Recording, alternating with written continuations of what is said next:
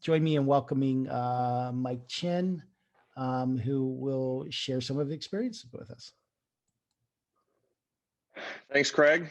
Thanks everybody for having me. I've known Tracy for a long time. Whatever I forget, was the Virginia Piedmont Technology Council was the original part of this group, I think. And that's right, you got it. Is that right? Yep, you got it. And I was sort of involved early on. So, anyways, great to be here. I appreciate you guys having me. We sort of laughed. So I spent, as Craig said, by the way, there are probably maybe 8 or 9 stoplights and a Walmart in Tappahannock now, but it's a small place if any of you guys have been through there. We laugh. I spent 25 years basically with the same company, which is unusual these days, and has been unusual, I think, for a while. We sort of laugh with some of my former colleagues when you look back at the revenue growth chart. You know, it looks really nice and smooth, and looks like everything must have been extraordinarily well organized over a very long period of time. But you all know this, that when you're in the middle of the fray, it certainly doesn't feel anything like that. So it was a great business. It was a ton of fun. I don't consider myself to be an entrepreneur, really. I think of myself as more of a manager of growing businesses than I am a real sort of entrepreneur. The guy who started SNL, a guy named Reed Nagel, was very much an entrepreneur, and I work with a lot of them today. But great admiration for people who start companies, and I don't put myself in that category. But I guess just a few things, and a couple things that Roman mentioned that I'll try to pick up. I guess what I thought about here was just some things that I saw and learned over time that I think are applicable whether you're in the startup phase or doing what I did for about 3.5 years after we were acquired by S&P, which was to run it was about a $2 billion revenue division of a Fortune 500 company. And it was interesting when we showed up at S&P, and you know, SNL, for those of you, maybe I'll just give you a little quick history. It's a business to business subscription data and analytics business, for those of you who haven't been in Charlottesville or didn't know it for very long. So we had think of it as a data manufacturing process. Humans and technology building very deep, rich, financially oriented information. So the kind of information that Wall Street firms, banks, insurance companies, and others needed in order to make big decisions, investment decisions, acquisition decisions, and those sorts of things. And so that's what we did. It was a classic build once, sell many times business. So just tremendous scale, because once we built the product, it was all digitally distributed. Once we built the product, it just scaled incredibly well. And so we sold the exact same product to 5,000 or 10,000 different customers. Really no variation whatsoever, no consulting, nothing really. Just wonderful scale and operating leverage characteristics in the business. So that's what it did. It was a great sort of sat at the intersection of sort of financial institutions and technology. And today, the information economy is, data is the new oil, all this kind of stuff. We were doing that long before all the latest slogans have come along. So wonderful business. When we showed up at S&P, SNL was about a $300 million revenue business when we sold it to S&P, and I used to get a lot of questions from my new S&P colleagues. Oh, well, this must be really different. This must be a whole different experience. And actually, what I found is that the principles that made us successful at 5 million in revenue were by and large the exact same ones that were going to make us successful at 2 billion of revenue. I think business is business. I think leadership is leadership. I think the right operating principles and the right approach, for the most part, are the same. And I thought I would maybe just share a few things that I learned over time that I think were as applicable at what Roman is doing as a startup, and what we were doing as a multi-billion-dollar business. So maybe I'll jump into those. I think the first one, and there are three, and then I'm happy to save time for questions, which is sort of what I prefer. The first one that we found incredibly valuable over time. I think S&L was always it was a company with a very strong culture. If you talked, I think if you talk to anyone from the founder on down to sort of entry level people, I think you would hear a lot of the same sort of mantras around what made the business successful, and maybe more importantly, what was important to the business. So one of the things that I found very, very valuable over time was actually to write down what we believed in for better of a case. I think Tony Bennett, for those of you who are UVA fans, and I think this is true of leaders regardless of domain, what they believe in. Tony Bennett's got the 5 pillars. We had the 4 pillars of data quality back at S&L back in the late 80s or early 90s, and I think it was incredibly valuable to write down what we believed in. I have not found that at all the companies that we've interacted with over the time. A lot of times what you'll see are values on the wall, respect and integrity and all these things, which are great things, but they don't really tell you how the company wants to operate and what they believe in. It tells you at a very superficial level. What we found really valuable was to write down the 5 or 6 operating principles through which and by which we wanted to run the company every day.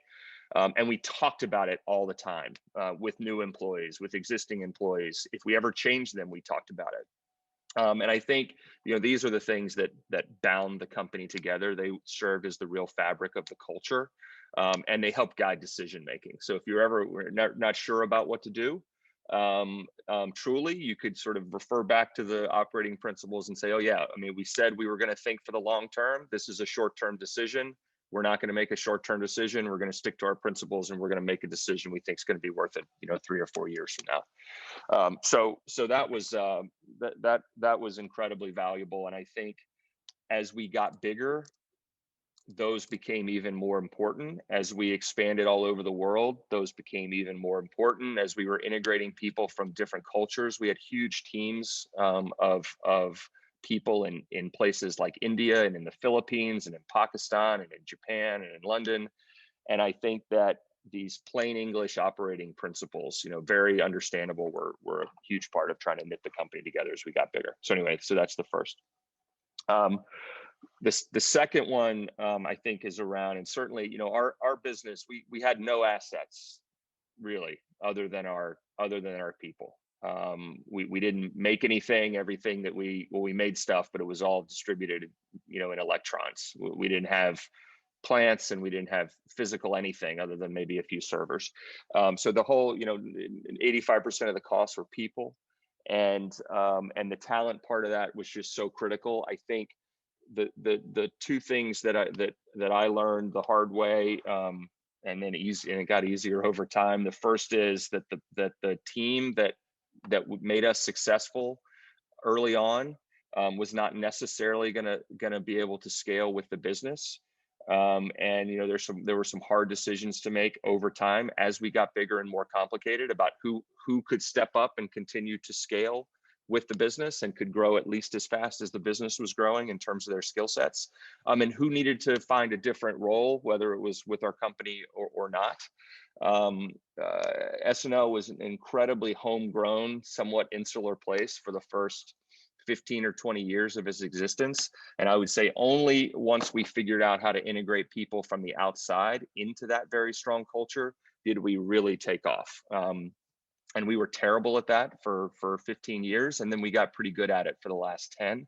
And that's when the business really started to grow and mature in a way that took advantage of our potential. So I had a board member once who told me, who was a longtime CEO, who told me that you would never look back on a talent decision and decide that you had moved too fast. And that's stuck with me. It's still true to this day. Whether it's deciding you need to hire in a new position because someone can't keep doing 3 or 4 jobs, or whether it's moving and sort of upgrading or getting somebody in who can better scale with the company. It's true today that if I look back, there was never an instance where I moved too fast, always too slow on those things. And, just something you sort of have to battle, because human nature to sort of resist those kind of changes. So that's bucket number 2. And then the third one, and Roman, I was smiling as you were talking about being a very technical group who is loath perhaps to expand your marketing organization or your revenue function as quickly as maybe you should. I would say that that SNL was very much the same. So the company was founded in '87, and by 2002, company had about $20 million in revenue, which is not bad.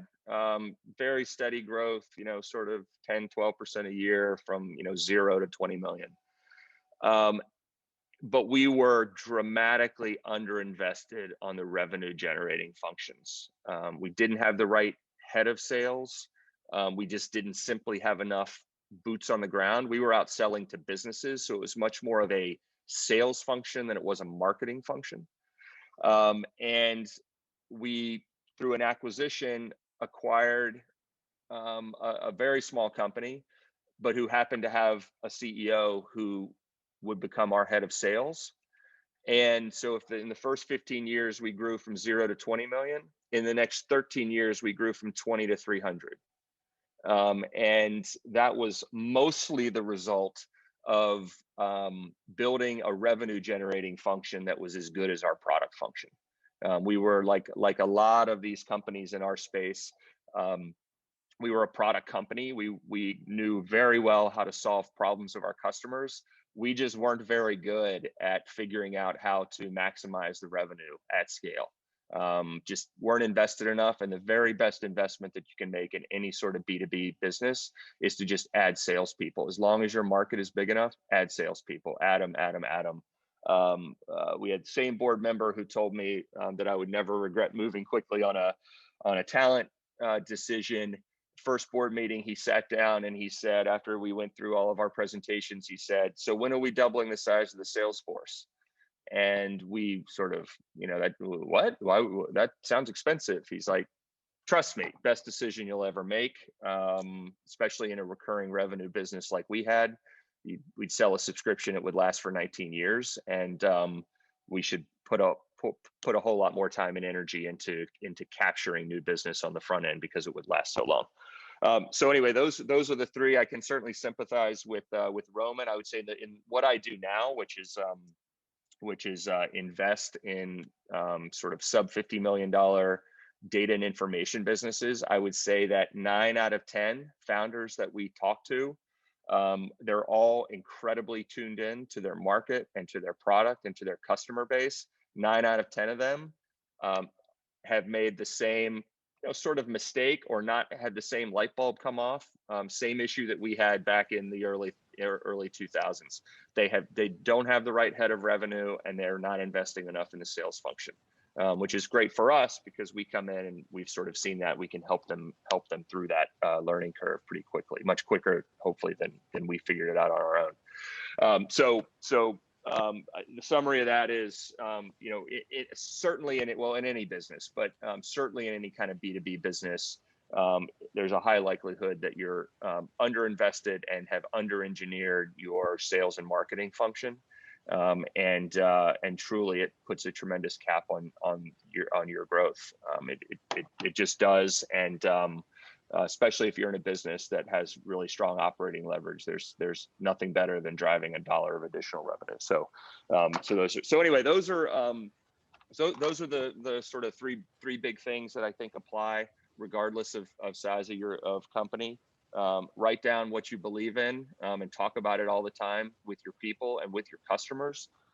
2, talent decisions are everything. Hiring that incremental person or incremental leader, and then making sure that you are challenging your best people and finding new homes for people who aren't going to scale. And then whatever you think you're investing in your revenue function, it's absolutely should be more. So those are the three big things. Just last thing, I guess maybe before we open it up. So I made a career transition. I was ready to get out of the sort of CEO seat a couple of years ago. I ended up joining a former colleague of mine who had started a private equity firm to invest in the stuff that we know, which are recurring revenue, B2B data and analytics businesses. And I'll say it's just been a ton of fun to get back to working with founders and entrepreneurs who are so enthusiastic and have so much energy for these companies that they're creating. I think what we try to do, because we're operators at heart, is that's our pitch to them, that you can work with us rather than just with some deal person who doesn't know a whole lot about your space and wants to be helpful. You can actually work with people who've done this before, and again, all the stuff I've already talked about, it just applies in spades in these smaller companies, and that's what we try to help them do. So Craig, maybe I'll stop there, and thanks again for having me. Thank you, Mike. That was terrific. Does anybody want to start out here? Have a question for Mike? Mike, that was great. Thank you. Yeah. Mike's mic drop. Mike's mic drop. Don't be shy, guys. Go ahead and unmute yourself, raise your hands, put something in the chat. We do also have the breakout sessions that you can go, and you'll have a room for going to speak with Roman and a room for going to speak with Mike. If you want to have some little personalized conversations or continue the dialogue, but let's hear what you guys have to say. So Mike, I have a quick question. Sure. And you mentioned this idea of investing in sales, and you're probably never invested enough in sales. That's, I think, for a lot of companies, a hard transition to make. I think, because like you said, your first reaction was it sounds expensive, right? So how do you make that transition? Is that something where you wait till you have, like a smaller company, for example, wait till they have enough capital standing by? Do you just take a leap of faith? Do you take a loan out? How does a smaller company that wants to really scale their sales make that transition, do you think? Yeah, it's certainly a challenging decision. I think what typically happens is that the CEO is the one generating most of the revenue, or in these smaller companies. And I think part of what you have to do is simply look at the math and actually think really hard. And again, like in a consumery business, it might be different, because I don't understand that world. And I think marketing, if what you're trying to do is generate business through marketing, meaning not having salespeople calling customers, but sort of doing it through marketing, I think it is harder, because marketing, as we all know, it's so much harder to measure. It is more of a leap of faith, for sure. If you have the ability to hire, producing salespeople, and don't think used car salesmen, think like, really, sophisticated, a lot of products these days, especially if you're in technology, incredibly hard to sell them. I think you have to sort of do the math. And I think sometimes just doing that will show you, if I make this investment, let's say in $150,000 a year person, and I believe that they're going to produce 400 or 500, whatever a reasonable amount of production is. Yes, the first 6 months of that, they're probably not going to produce anything. So you have to think about sort of that cost, which I think is probably the hardest to get over, the fact that there's a lag. I think it would be very easy for founders to say, oh, if I hire somebody on Friday and they're starting to produce revenue on Monday, that's a much easier thing. You have to get your head around what the ramp up time is. But that, so maybe you're the first $90,000 of that is not going to produce anything. But once that starts kicking in, that's going to do everything. And frankly, if you're the CEO and you're spending all of your time producing revenue, the other parts you have to think of is what's the opportunity cost of that. Right. And if you can reinvest that time in all of the other things that you would like to be doing, or probably frankly would add more value doing, I think you have to factor that into your equation too. But I think, for instance, if you're going to go out and raise $1 million or raise $2 million, I would just say, think about how much. It's not a bad thing to talk to investors about. Yes, we want to raise $500,000 for R&D to build out these 12 product features, but we're also going to invest $500,000 in hiring 2 or 3 salespeople so that we can actually start generating revenue quicker than we would otherwise if we're going to rely on the CEO and a couple of other people to do it. So it sounds like when you guys invest, you like to hear that in a pitch. Definitely. Absolutely. Absolutely. And when we're coming in, again, the single biggest thing that we see if we're coming in, and it depends what the nature of the transaction, but if we're actually putting capital in, we would expect a big chunk of it to go to scaling the sales and marketing function. No doubt. Great. All right. Other questions for Mike? Yeah, I have a question. Hi, Mike. So I actually, in a former life, used to use SNL a little bit for work. So this is funny. But where were you, Anthony? I was at the Consumer Financial Protection Bureau. Sure. So we were I was in the Office of Supervision, and so we would have different financial institutions in our portfolio, and we had Excel VBA that we were just pulling in stuff from SNL and using it for our dashboards. But you mentioned something about how originally you were not great at integrating new hires and then eventually had to make that transition. And I'm thinking most small businesses are going to start out fairly insular like that. And so I'm wondering what that transition looked like for you. And how you kind of get from point A to point B in terms of being able to integrate new people into your culture. Yeah, it's a good question, and and one we struggled with. So I think when we originally tried to hire from the outside, and we were growing pretty fast, so you couldn't hire enough 22-year-olds to, you needed to start to hire in some people who were had more experience and had some leadership experience and things like that. I think some of the challenges before, when we were less successful, I think oftentimes we were going out and we were trying to hire industry expertise and sort of meld it into our culture. I think that was a mistake in retrospect. I think when we started to get successful, we were hiring really strong managers and leaders already, and then bringing them in, and they already, they were good. We got better at hiring good leaders than industry experts, and we could always teach them the industry stuff. They could always learn this sort of domain expertise that they needed.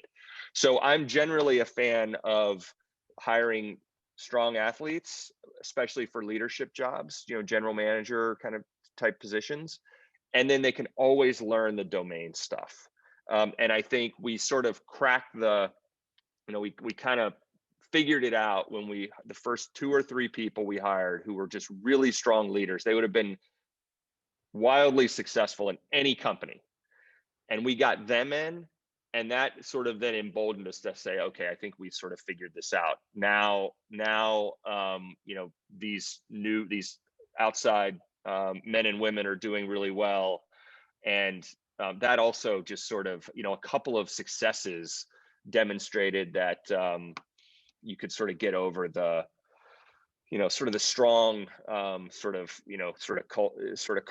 culture, and also just that this was the way we were going to do business now, is that we weren't going to be able to just develop 100% of our future leadership talent, that it was going to have to be a mix. But it was a couple of people being extremely successful who were strong leaders and not sort of coming necessarily out of industry.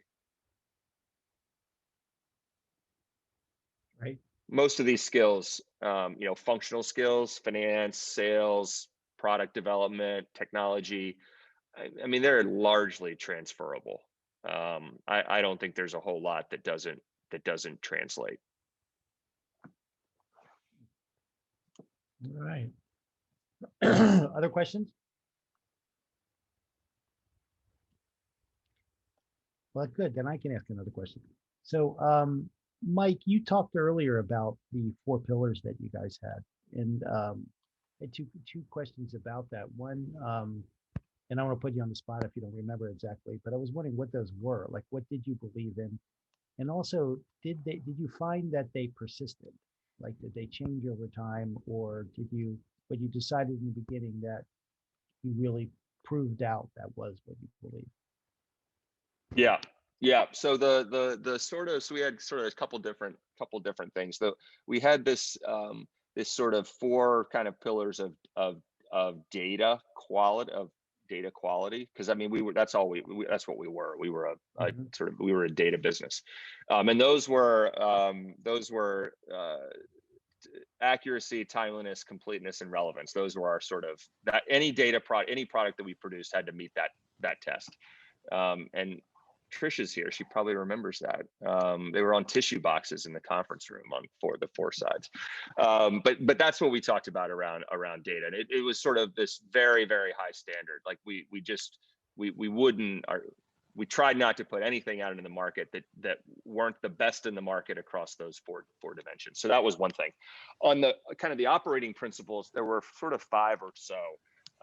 So a couple of them. One was around long-term thinking, which is basic. Like, we certainly weren't the only people who said, "Oh, we're gonna take a long-term approach," but it's hard to stick to, and it even dictated things like how patient we would be when we were doing acquisitions. We did a number of small acquisitions, and the way it played out there is we could be patient. If we thought we were buying the right asset that was going to be really important to us 5 or 10 years down the road, then we would do that. I mean, we could stretch out kind of our return expectations on M&A because we were always thinking about the long-term kind of value of the franchise, and not just, well, we have to earn back this investment in 18 months. And we would say, well, maybe 5 years is okay, or maybe 6 years is okay. So that was one of them.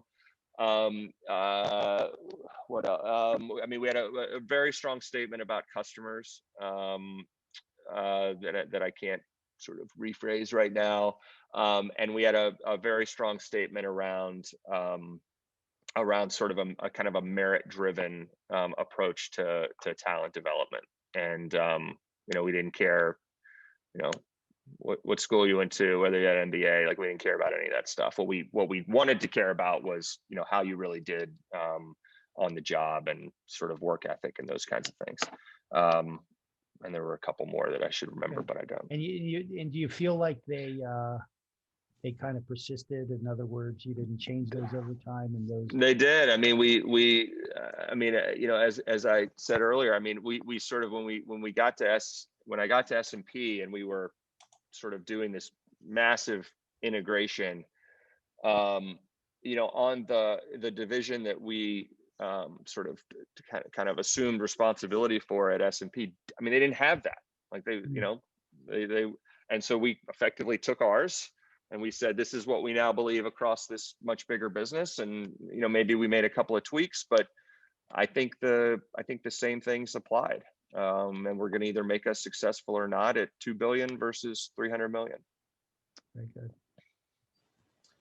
Other questions for Mike? Mike. Roman? Oh, go ahead, Roman. Hey, Rum.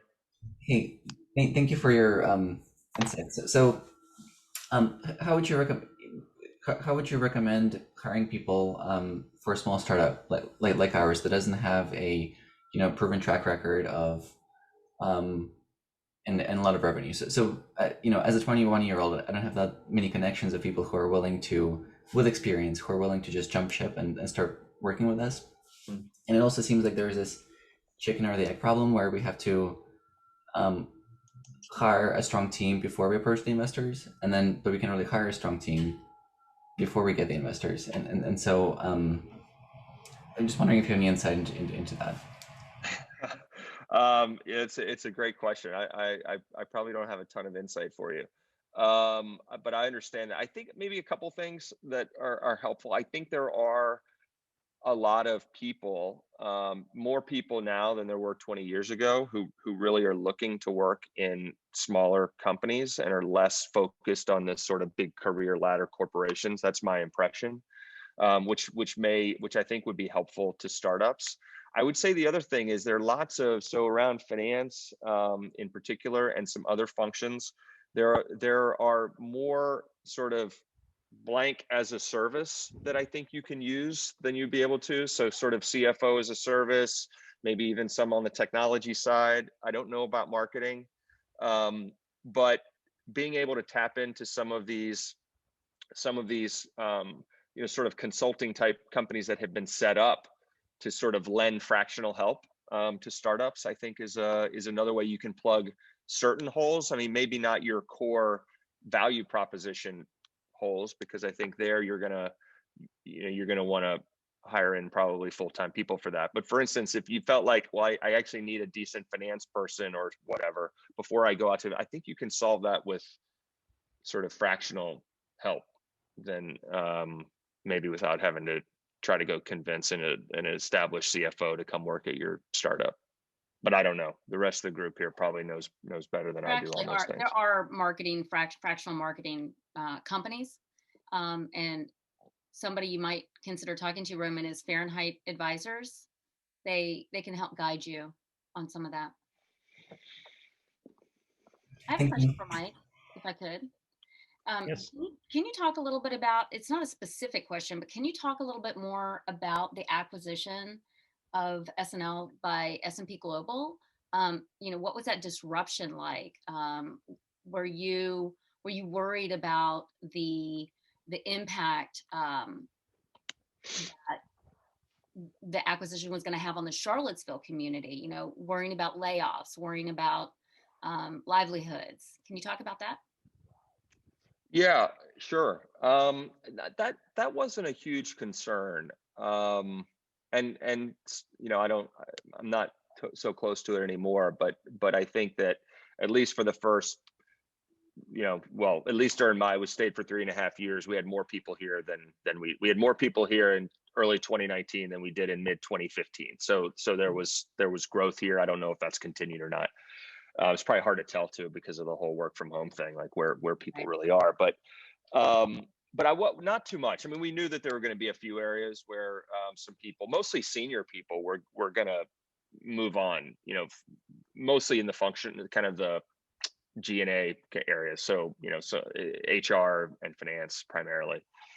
So we had some people leave who immediately moved over to and found great stuff at other places like World Strides and CFRA or CFA, CFRA. Yeah, no, the other one.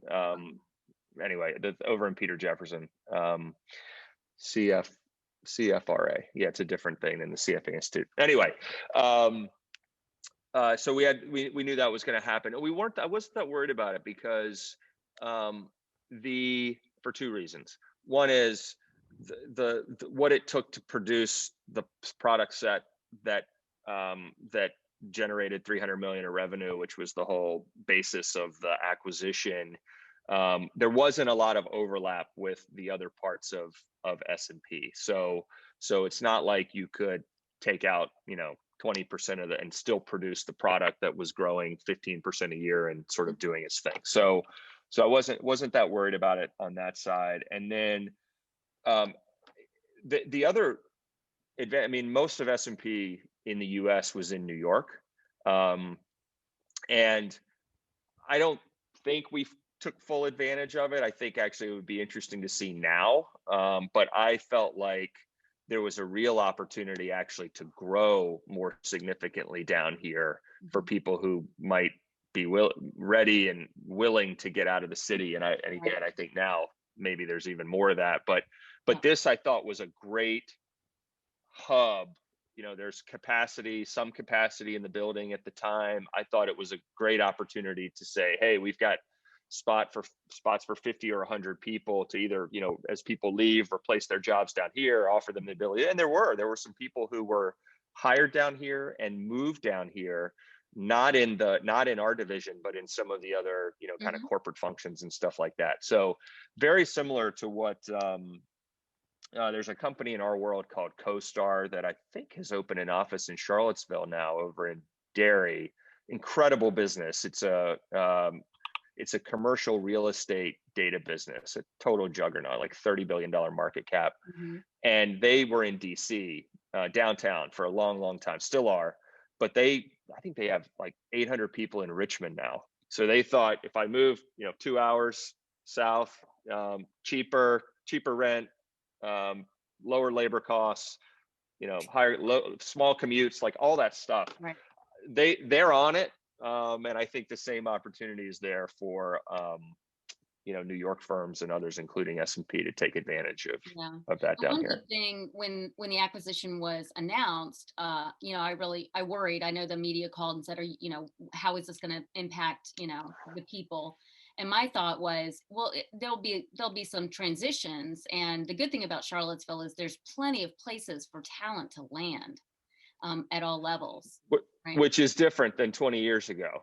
You know, 20 is. years ago, and I think, and for those of you who've been around, I mean, the challenge in actually hiring senior people down to Charlottesville was always, well, if this doesn't work out, I mean, there were like maybe five CFO jobs in town that were like ours. That's right. So if that doesn't work out, maybe not even 5. If that doesn't work out, what else? Like, am I going back to Northern Virginia? Am I going back to New York? And I think it's still a challenge at the top, you know, the sort of biggest of the corporate ladder jobs.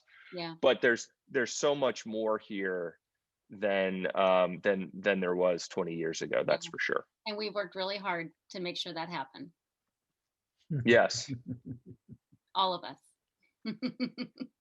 All right. Well, very good. Other questions before we wrap up our time with Mike? Yeah, I want to thank you so much, Mike, for taking time out this morning and sharing this with us. It's been great. And I think you may have to leave early, but we will be breaking out into, or you will have the opportunity to break out into breakout rooms and talk to both Roman and Mike. Excuse me. But first, as we always do each month, does anybody have any announcements? Are you hiring? Are you have a big event coming up? Anything you want to share with the group and try to market beyond the group? You can just raise your hand, jump in, and then we'll have our partners talk about what's going on with them.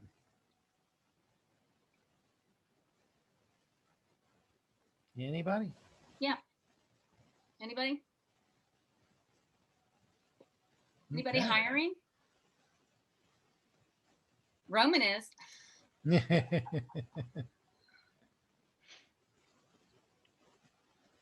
All right. Well, if there are no general announcements, any of our partners have announcements. Anybody from CIC? Carolina? Yes, good morning. Yeah, I do not have any specific announcements, but just wanted to let you all know that a little bit of CIC. So in case you know someone that can benefit from our services, you can send them our way. Well, CIC is a local nonprofit, and we help under-resourced entrepreneurs in the community. Currently, we're having our, I think it's the 17th, 16th week workshop. And we're in full swing right now, but our applications will open again on May 1st. And we offer a workshop for entrepreneurs who need to, learn all the basics of how to run a successful business. So if you know of anyone who can benefit from our services, I'll put my email in the chat box on our website for you to refer them to us. Thank you, Carolina. Linda, do you have anything you want to jump in with? Yes. Hey, how's everybody doing? Yeah, we have some exciting things. I'm Linda from the Central Virginia Small Business Development Center. got a couple really new exciting things happening. The first is, well, Tracy, we can, this is sort of a joint effort with the Charlottesville Angel Network. So Tracy, do you want to talk a little bit about it, or you want? Yeah, sure. I'm happy to chime in. So we're partnering together. Some of you may not know, I'm executive director of CBIC and the Charlottesville Angel Network, which I helped found 6 years ago. And we're an angel group of early stage investors who have the appetite and the ability to invest in early stage companies. So accredited investors who invest in early stage companies. We do have a deference for Charlottesville, and for Virginia in general, we've invested just over 13 million in about 50 startups, most of which are in Virginia, but we do take good deals from anywhere. And what we're doing together is what it's called, we're calling it a pitch preview. So there are a lot of companies that want to apply to angel groups or do some fundraising of some sort, but they're not really sure how angels are going to perceive, or how funders are going to perceive their pitch, or if they're really ready, if they're on the right target for their business trajectory, if their numbers look right, what might be missing. And so we're going to offer a pitch preview program where seed stage, very early stage startups can apply for very limited number of spots. And twice a year, or not twice a year, I think it's three to four times a year, we're going to offer this session. And we'll pick some applicants from a pool and have them come in and present to a select number of accredited investors to get very direct feedback on their pitch and on their business proposal and their company. And then the Virginia SBDC and the Central Virginia SBDC, the Charlottesville Angel Network, and CBIC will all promote this. So you'll see links to apply if that's something you're interested in. Right. Back to Linda. We don't even have the details worked out yet, but it should be on our website soon. So keep checking, and I'll put our website in the chat. I think the first one that we're going to offer, we did a mini beta this past week, but we're going to do, the first one will really be April 29th, it looks like, is our date. And then we'll do another one in probably September. Right. So check our website, I guess, check everybody's website. So that's one new exciting thing. We also are doing another program hosted by Charlottesville, the city of Charlottesville and Elmore County, where it's called Website Jumpstart. And we're helping develop websites for 12 businesses in Charlottesville and 12 businesses in Albemarle. So if you don't have a website, but you need help with one, you can look on our website again, and you can apply for this program as well. So two new exciting programs. Then we also have a whole host of classes. As always, a lot of them are dealing with managing your website, your WordPress website, or social media and marketing. We've got several on government contracting. And then we have a whole series of Google workshops. So too many to talk in detail about, but I will put our events calendar link in the chat, and you can go there and find out lots more. Thank you so much. Thank you. Thank you, Linda. Jason's let me know that, excuse me, no announcements from those guys right now. In the Batten Institute or the V-Lab or anything in that area. Is anybody else, before we move on to breakout rooms, have anything they want to offer? Throw out there, talk about. Okay. Just a reminder that if you're not already receiving CBIC's regular Friday edition newsletter, to go ahead and subscribe. It's in I just dropped it in the chat as well, on the civilinnovation.org website. We do have a really excellently curated newsletter that goes out every Friday morning. We have all kinds of news that'll be of interest to you, both events that are going on in the community, interesting happenings, who's acquiring whom, who's hiring whom, and we also have jobs listed in there. So be sure to stay in the loop and subscribe if you're not already subscribed. Okay, thanks, Tracy. Okay, so we have two breakout rooms set up. You should be able to see them visible. Well, actually, yeah, they are opened up. So anyone who wants to join, just a little tip: to the right of the name, you may see a number if you click on that, it'll switch to a little thing that says join and you click. So if you look at the room itself and you go to the right, there's a place for you to click and join and move into the room. If anybody has any issues, I'll hang around in this room and we can assign you from here.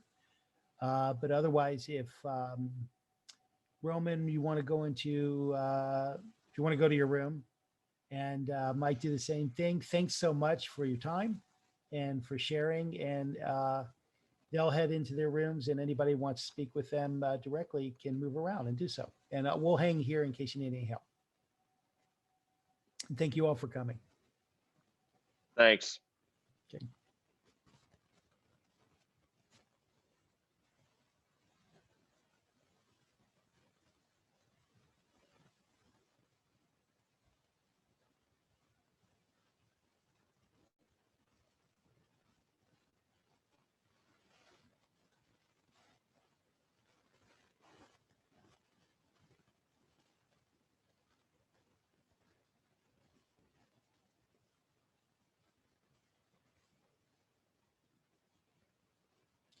And Carolina, if you want to go into one of the rooms, I can handle the breakout room thing. Okay, thank you. I actually just I need to go now, but Okay. for Yeah, having- don't worry about it. I got it. So it's all okay, good. you got it. Awesome. Yeah. All right. Okay. All right. Well, have a good day. All right. I see you. You made me the co-host. I think if I leave, I don't mess up anything. I hope not. I don't think so. Okay. All right. Sounds All right. good. Bye.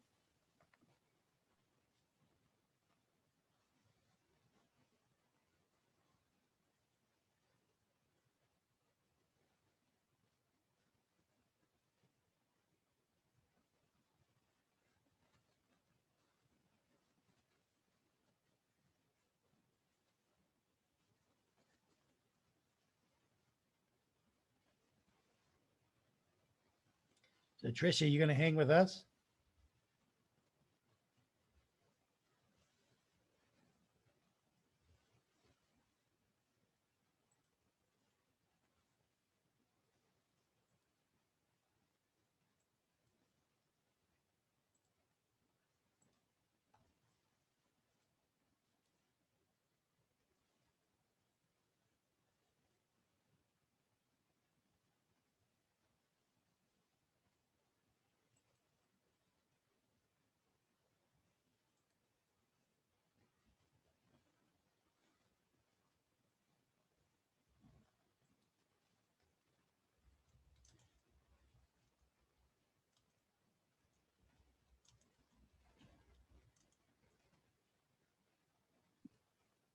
Hey, Craig. Hey, That went well. you think? Yeah, I did. Okay. Thank you Good. for managing. Oh, no problem. I'm going to go ahead and stop recording, actually. Okay.